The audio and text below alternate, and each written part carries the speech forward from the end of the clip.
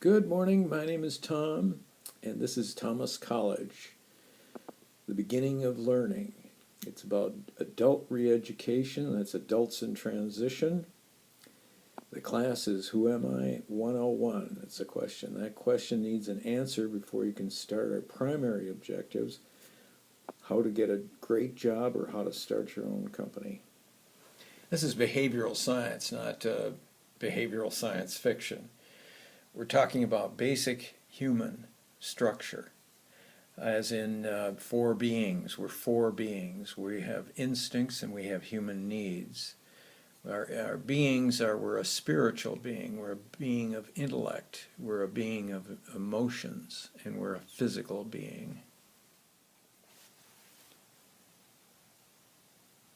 These instincts will match up directly across the board here. So we're talking about first a spiritual being, which indicates you have an instinct. It's actually called the fourth instinct, but it's a sense of destiny. And then we're also a mental and intellectual being, and that relates to our life force, sex. And the three classic instincts are sex, social, and security. Social is tribal, and it's emotional because it involves people. And then we're a physical being, and that's what we do, where we live, our physical reality: food, clothing, and shelter. These are instincts for survival. And then we have needs that are different than instincts, and that's about a need for a life passion, something that we're just it's a what's the meaning? Where are we going? How can we thrive in this world?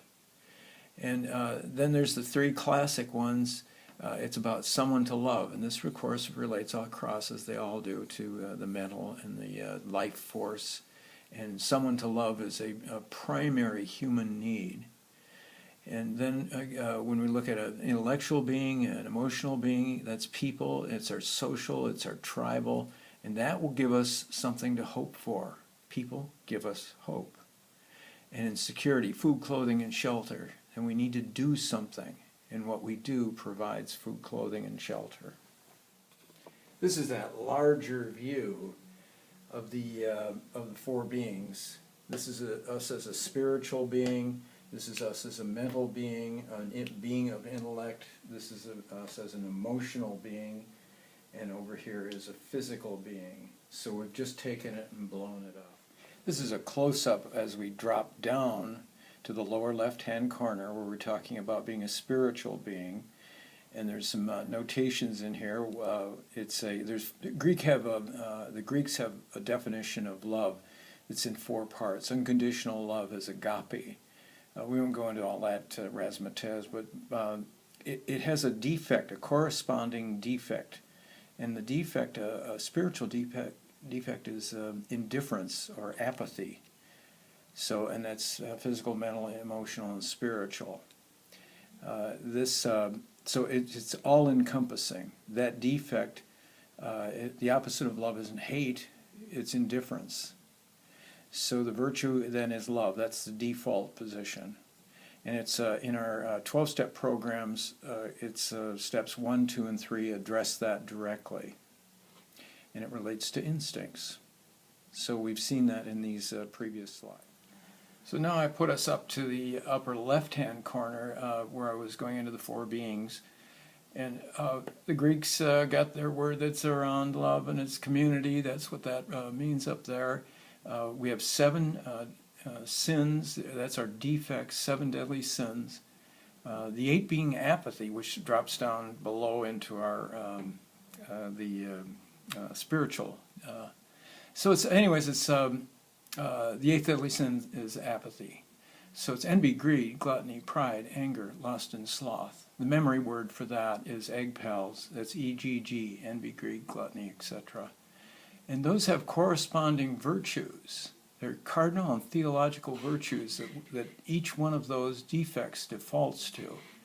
And so they match up directly, envy and anger. Anger being the default position is patience.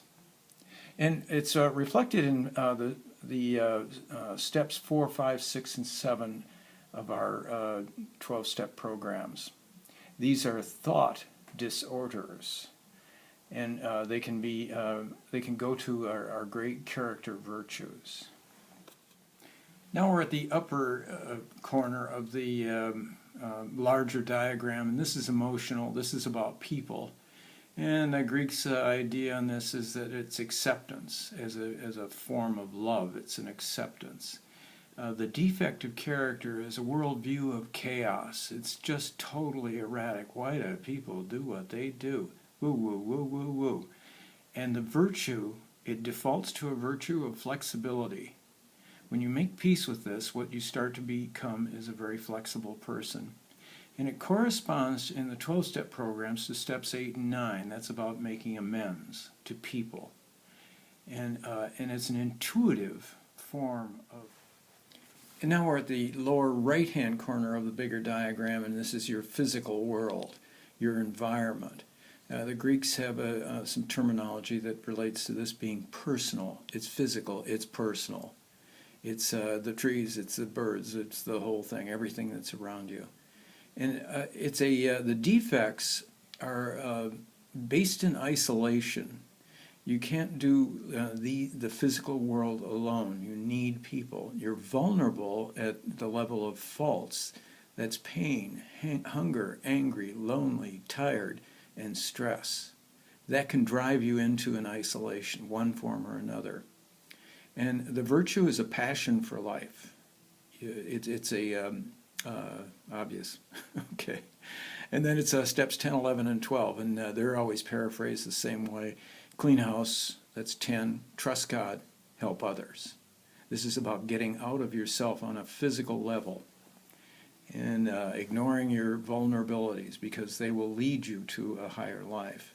And this is about actions, your physical actions. Now we're back to the bigger picture, where we've gone from spiritual in the upper left-hand corner, the mental, and then the emotional and physical.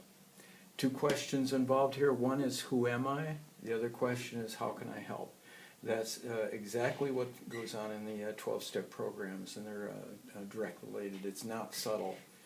Up on the top two, mental and emotional, that's typically where the problem source is, and the solution source is down here in our spiritual as well as our actions. And we start to take ourselves with an instinct to an action. Now, these are also linked on a cross level. The physical is linked to the mental. Our mind and our body are linked together. That's very, very similar to meditation, mind and body.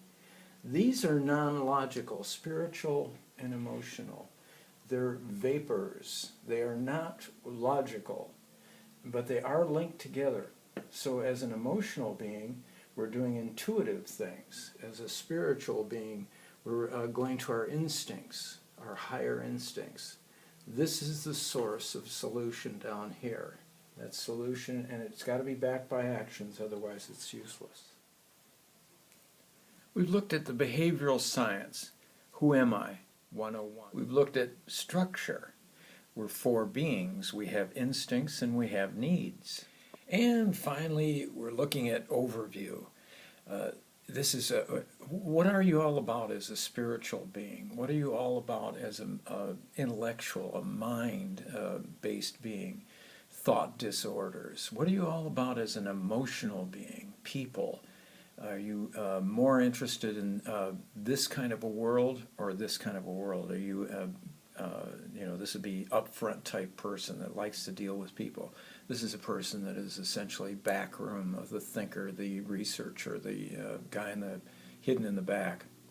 And then what are you on a daily basis in the fourth being, and how they interrelate and interact. Thanks a lot for your attention, and we'll keep moving with other videos.